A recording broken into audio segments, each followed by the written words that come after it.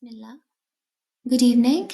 The topic that I chose to for my research paper is behind the facade, analyzing the dynamics of dysfunctional functional families. So let's understand what is a functional family and what is a dysfunctional family first. A functional family is one in which members provide emotional support, communicate effectively, respect each other's boundaries, and work together to meet each other's physical and emotional needs. Whereas a dysfunctional family is the one in which communication, relationships, or roles are strained or impaired, preventing members from meeting each other's emotional or physical needs effectively. Now, let's look at the characteristics of functional and dysfunctional families. So, functional families enjoy spending time together. They have clearly defined roles and rules. So, by clearly defined roles, it means that parents typically provide guidance, protection, and support. Children understand their responsibilities, such as helping with chores, respecting the rules, or contributing positively to family life. But the roles are predictable and consistent, which helps family members to feel secure. They embrace mutual respect. They do not abuse or neglect, engage in healthy conflict, celebrate individual differences. Dysfunctional family, parents are absent, children are parentified and take on too many responsibilities, which is like the opposite of what we saw in functional families. Um, there is violence and abuse, no clear boundaries, there is no demonstration of love and affection, communication is stifled, and then there's also role rigidity. Okay, so let's understand the idea of a dysfunctional functional family. So, a dysfunctional functional family is a family that looks fine on the outside but struggles emotionally on the inside. They may meet basic needs and keep up a positive image, um, or have a good public image, yet lack real communication and emotional support and connection. With today's focus on social media and achievement, many people are now starting to see the long-term impact of growing up in such families. So, understanding this helps break patterns of dysfunction, promotes mental health, and encourages stronger, healthier relationships. It is a reminder that true family well-being isn't just about appearances or how things are from on the surface level. It's about honesty, emotional connection, and authenticity. So let's look at the theoretical framework. So first we have Murray Bowen's theory. Family system theory, developed by a psychiatrist, Murray Bowen, helps us understand how families function as emotional units. Bowen believed that family members are deeply connected and that patterns of interaction can shape each person's thoughts, emotions, and behaviors, often across generations. And one of his key concepts is differentiation of self, which means being able to stay connected to your family while still keeping your own sense of identity and emotional independence. In dysfunctional families, this is often very low. So people might suppress their feelings, take on too much responsibility, or absorb other people's anxiety just to keep the peace. Bowen also talked about emotional triangles, which means that when tension between two people is redirected towards a third person to avoid direct conflict. This can create unhealthy dynamics that repeat over time.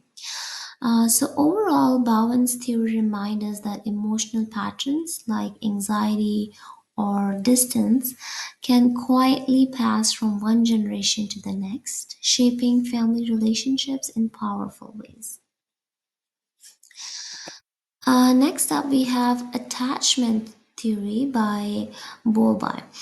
Attachment theory by Bowlby. So let's look into it. It was developed by John Bowlby, helps us understand why some families look functional on the outside but struggle emotionally on the inside. Our early relationship with caregivers shape how we connect with others.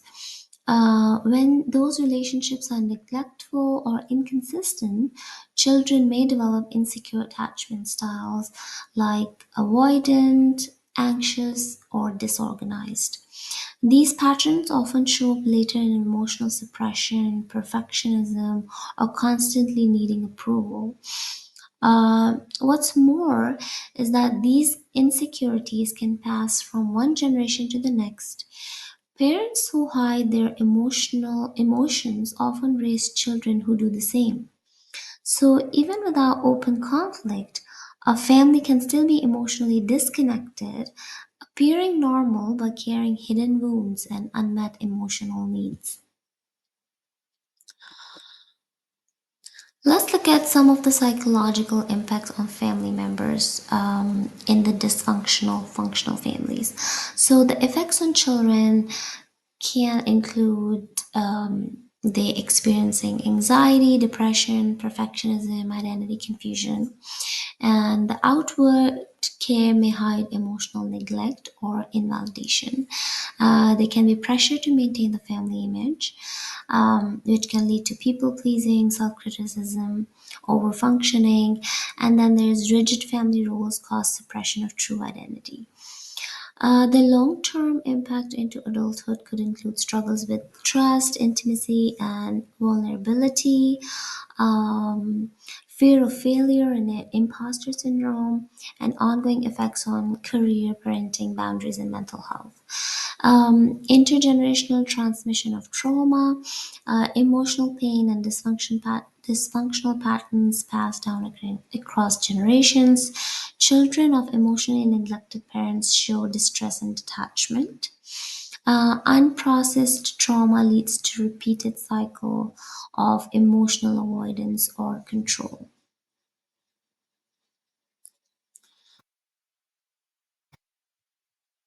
Okay, now let's look at some of the therapeutic approaches and interventions which can help. Um, so, number one is family therapy, also known as SFT, structural family therapy. It focuses on restructuring family boundaries, roles, and hierarchies.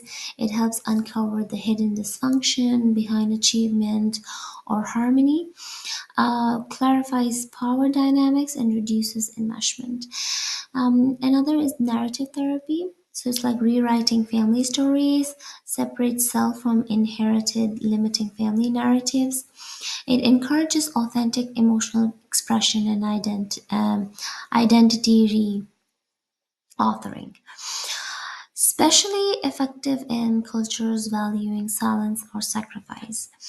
So, individual therapy for adult children, it addresses anxiety, low self-esteem, um, and low self-worth and attachment wounds.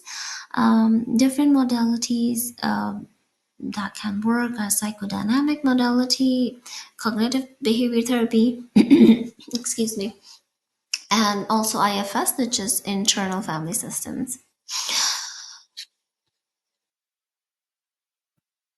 So it helps rewire internalized family roles and heal the inner child.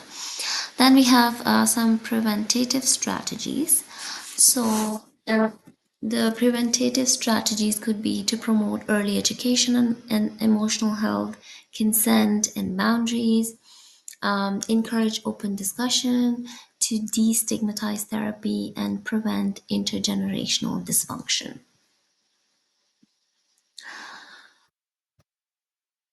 So let's conclude what basically we see in this functional family. So some families may look functional on the outside but hide deep emotional dysfunction. They may meet social expectations and appear successful, yet underneath they can be neglect, control, or silence. These hidden patterns can cause anxiety, depression, low self-esteem, and difficulties in relationships. To address this, we need to look beyond appearances and understand the family's dynamics. Therapies like structural family therapy, narrative therapy, and individual treatment can help break unhealthy cycles and support healing.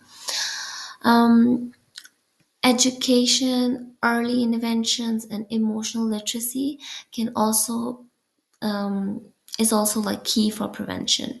So in the end, a truly functional family values emotional safety and authenticity just as much as outward success. Thank you.